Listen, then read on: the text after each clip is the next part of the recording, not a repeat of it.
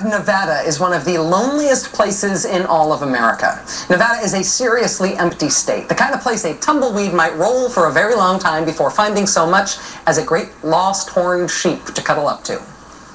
Here's the thing though, it's all about distribution. It's about the overall size of the state and the number of people in it. If you spread around equally all of the 2.7 million hardy souls who live in Nevada, you'd have about 24 people in each square mile, enough to say, hey there, hi there, hello there. But the people are not spread around evenly in Nevada. They are bunched up. In huge swaths of the state, there's basically nobody. Look at this map. You see all the dark green on this map? Dark green stands for every square mile that has an average population of less than 1. Tumbleweed territory. If you want to find people in Nevada, you have to avoid the dark green parts, which means, look, you have to go down there to the corner. You have to go to the southeast corner of the state, to Clark County. Roughly 3 out of every 4 people who live in that state live in that one little corner county. And frankly, even a lot of Clark County is empty too. But the county is centered on Las Vegas, where the lights are bright enough to see so you don't bump around in the dark while looking for a tumbleweed or a sheep to cuddle up to. So in terms of acreage, Nevada has plenty of it, right? In terms of people, though, in terms of politics, which are associated with people, Nevada really mostly just has this one place. It has Clark County down in the corner of the state. And in terms of a Republican Party, that little corner of the state, Clark County, Nevada, has this. A billboard proclaiming the new Clark County Republican Party, where George Bush begat Mitt Romney ? And Ronald Reagan gave the world the Ron Paul ! When this freedom of expression from Republicans in the populated part of swing state Nevada made some national headlines this month, the official Clark County Republican Party decided to try to distance itself from the anti-Mitt Romney billboard, saying the billboard was not the party's per se, it belonged to a member of the party's executive board. In their own defense, they say they're not even that concerned with federal elections, even if they don't like Mitt Romney much. Presumably federal elections include the presidential one this fall that the National Republican Party is trying to win, in part using Nevada's electoral votes. If the question is whether or not Clark County Republicans in Nevada have been taken over by the Ron Paul movement, the answer is yes. Does that matter to national Republicans who really sorely, truly would like to elect Mitt Romney and who would like Nevada's help in doing that, please? Well, you can ask that question about Iowa, too. Ron Paul just won the majority of Iowa's delegates at the convention there this weekend. There will be 25 delegates plus superdelegates sent to the National Republican Convention from the great state of Iowa. And of those 25, 21 are Ron Paul delegates. So who won Iowa in the Republican presidential nominating race in 2012? Ron Paul won Iowa. And Ron Paul also won Iowa going forward beyond this year. In addition to the convention delegates, the new executive director of the Iowa Republican Party is a Ron Paul guy. Has deep ties to Ron Paul. Also, the party's new organizational director, the person in charge of Iowa Republicans' presence in the counties in this election year, also a Ron Paul guy, a backer of Ron Paul. And hey, what's going on up there in Alaska? Look, in April, Ron Paul backers elected one of their own as the new party chairman in Alaska.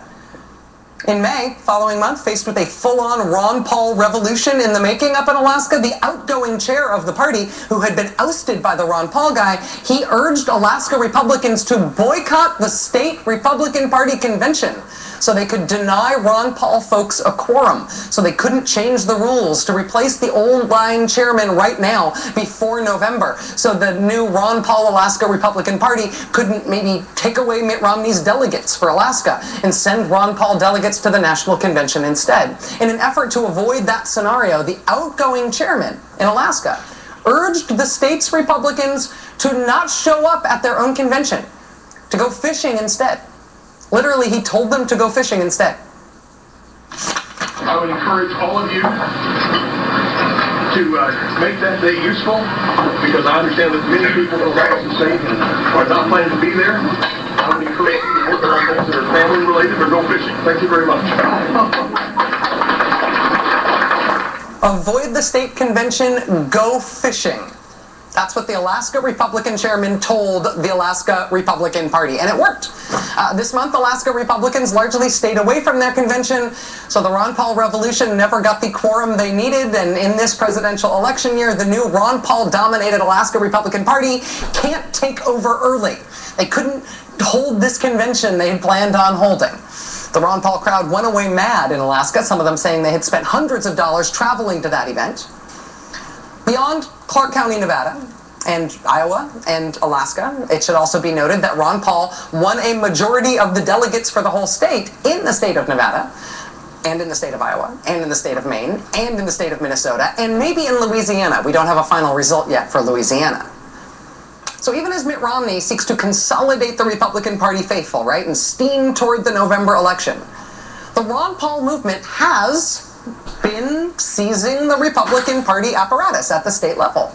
As of today, Ron Paul supporters are not only not falling in line on Mitt Romney, they are suing in federal court. More than 100 delegates to the Republican National Convention are suing the Republican National Committee chairman, Reince Priebus, and the state Republican parties, all of them, suing in that court's jurisdiction, and the chairs of those state parties, they're suing all of them. The delegates allege that the Republican establishment improperly helped Mitt Romney in his fight to win the nomination. They're asking a judge whether they, as delegates, will be, quote, free to vote their conscience at the National Convention. By which I think they mean, will they be free to vote for Ron Paul? Today, Dr. Paul told CNN that he has neither encouraged that lawsuit nor will he tell his supporters to knock it off. He says he's in no way ready to endorse Mitt Romney because he says more debate is good. Now, oddly, the Republican National Committee has responded to this lawsuit both by saying that it is frivolous and by saying it needs a serious response, which is a weird pair of answers. At this stage of the campaign, even in states Mitt Romney did not win, Republicans are supposed to be standing up for the nominee, right? Not suing for the right to support somebody else. Does the Republican Party, particularly as a collection of state parties, does the Republican Party matter? Does the institution matter? Does it matter if a bunch of the state Republican parties are emphatically not for Mitt Romney and they instead are for Ron Paul? Now, in 2012, in this election year, does the actual machine that is the Republican Party function in a way that's going to make a difference in the presidential election? I will tell you that from inside National Republican Party headquarters, we are told tonight that top Republican Party officials are in fact worried about the way this is playing out and will play out. A top Republican official telling us tonight that the worries are about the ramifications for the 2012 elections, but also for beyond. Joining us now is Steve Schmidt, Republican strategist, notably with the McCain-Palin ticket in 2008, and also now an MSNBC contributor. Steve, thank you for taking one on. Thanks for taking this on. Thanks for being here.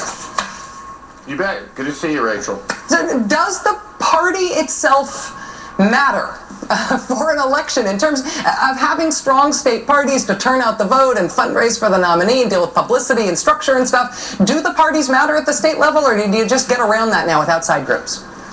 It's a complicated question, and to a large degree, the outside groups have destabilized some of the chief functions of the parties on the get out the vote stuff. A lot of this will take place through these third-party groups. Now, when you're running a presidential campaign or you're in the midterm elections and you're working from Washington, you want to be able to work with functional state parties.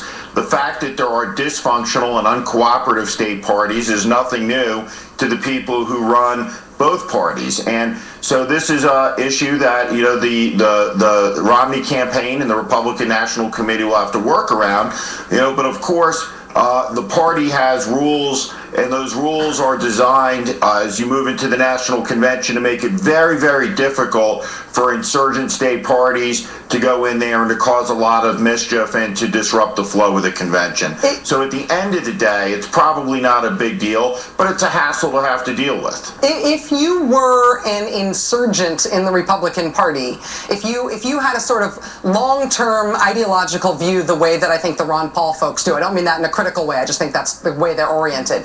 And if you were advising them and you could choose between winning a state party chairmanship and winning some sort of platform plank at the national convention, which would you pick? Which would actually have more influence on the direction of the party and the goals of your movement? I'm not sure that either have a particularly big influence on the direction of the party. So, for example, when you have a state chairman who takes over a state party and the state party is dysfunctional, it's no longer relevant to the political goals of electing a majority, whether that's on the Democratic side or the Republican side. Typically what you see is something that's taken place in California, for example, where, the Republican parties become a small ideological clubhouse, totally faded to irrelevance, where different factions gather twice every year to pass resolutions denouncing the other faction. And it's a small clubhouse where people are relevant in the sphere of that small clubhouse, but no longer relevant in terms of being able to shape the outcome of an election, to recruit candidates, to raise money, to register voters. And that's the direction these dysfunctional parties will go. And of course, the money will flow to places where it's productively put to use, whether that's outside groups or whether that's cooperative county parties. And the people on a presidential campaign, they have to deal with it. They have to work around with it. Sometimes there are legal issues involved with it. They get lawyers involved. Sometimes suits are filed. But at the end of the day, all of this stuff is usually being able to be worked around. I gotta say it is, I don't disagree. You know this stuff better than I do, having worked through it.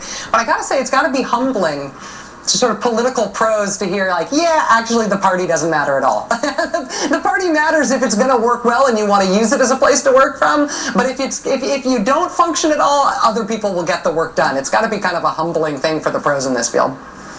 Right, well, look, and capital goes to where it's welcome. People in neither party want to donate money where it's going to be wasted, where it's not going to have any productive function. So these state parties who become dysfunctional, that get out of the business of trying to support the nominee, trying to help elect them, they usually wind up starved for funds, and there's usually a new chairman in the next year or two. Steve Schmidt, Republican political and public affairs strategist and an MSNBC contributor, and a guy who lives in Nevada who is neither a tumbleweed nor a bighorn sheep.